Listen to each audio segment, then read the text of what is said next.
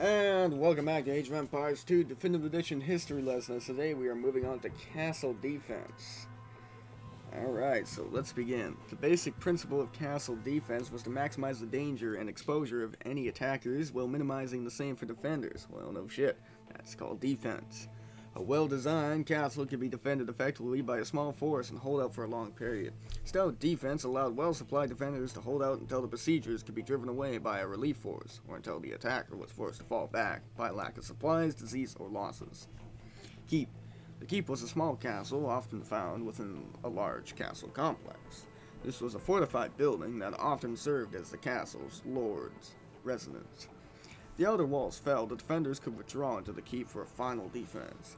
In the case of many castles, the complex began with the keep, which was the original fortification on the site. Over time, the complex might have been expanded to include an outer wall and towers as a first-line defense for the keep. Walls. Stone walls were fireproof and protection against arrows and other missiles. An enemy could not climb sheer walls without equipment such as ladders or siege towers.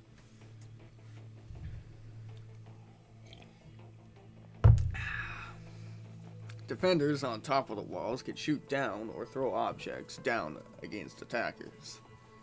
Attackers, wholly exposed and open and shooting up, were at great disadvantage against defenders largely protected and shooting down.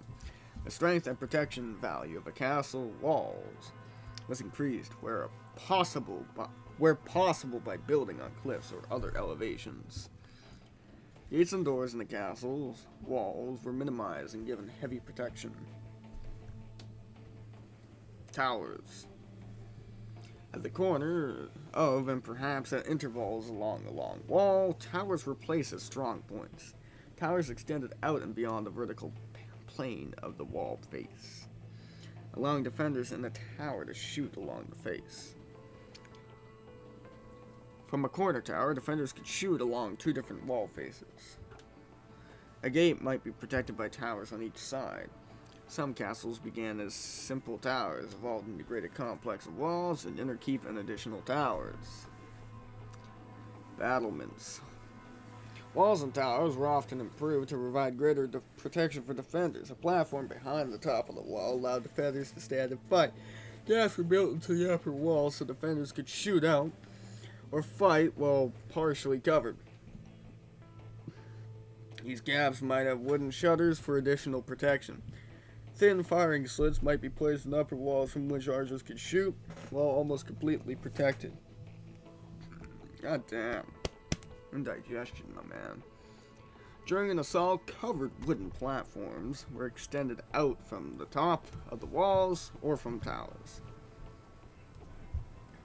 These allowed defenders to shoot directly down on enemies below the walls, or drop stones or boiling liquids on them while being protected. Hides on top of the hoards were kept wet to prevent fire. Stone versions of hoards, called machicolations, might be built over gates or other key points. I don't know how to pronounce that. Smash it in the comment with the actual pronunciation. Whatever. Grammar police. Ditches, moats, and drawbridges.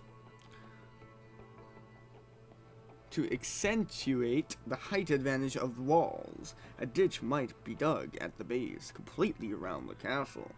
Where possible, this ditch was filled with water to form a moat. Both ditches and moats made direct assaults against walls more difficult. Armored men risked drowning if they fell into a relatively shallow water. Moats made undermining a castle wall difficult because of the risk of the mine collapsing during construction and drowning the miners. In some cases, attackers had to first drain the moat before moving forward with an assault. Then the ditch had to be filled in places to allow siege towers or ladders to go up against the wall. Drawbridges across a moat or ditch allowed the castle occupants to come out and go when necessary. In time of danger, the drawbridge was raised, re-establishing the ditch and sealing the walls. Bridges were raised by a mechanism within the castle that was protected from the attackers. portcullis was a strong grating that slid down the walls of the castle gate passageway to block the entrance. The gate of the castle was inside a gatehouse. Okay, which was a strong point in the castle defense. The passageway of the gate might be through a tunnel in the gatehouse.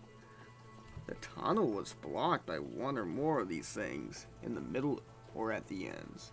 The winding mechanism that raised the thing was in the top of the gatehouse and heavily guarded. Portcullis, yeah, that's what we're going to call it, portcullis, itself was usually a grating of heavy timbers or iron. Defenders and attackers could both shoot or stab through the grating. Barbican. A strong castle had both an outer gate and an inner gate. Between the two was an open area called the Barbican. This was surrounded by walls and designed to be a trap for any attackers who got through the outside gate. Once inside the Barbican, barbecue, attackers could only go back out the outer gate or fight their way through the inner gate.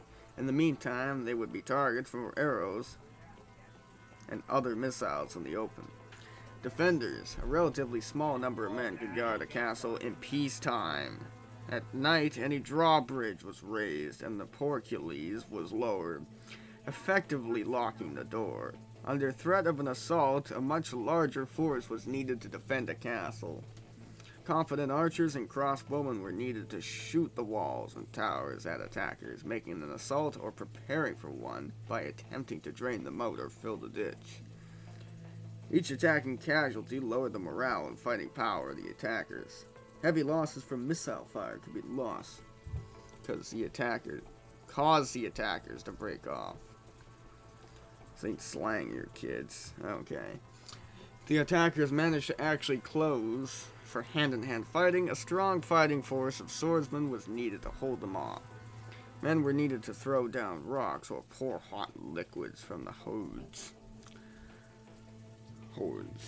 Men were needed to make repairs to damaged wall sections or put out fires started by flaming missiles.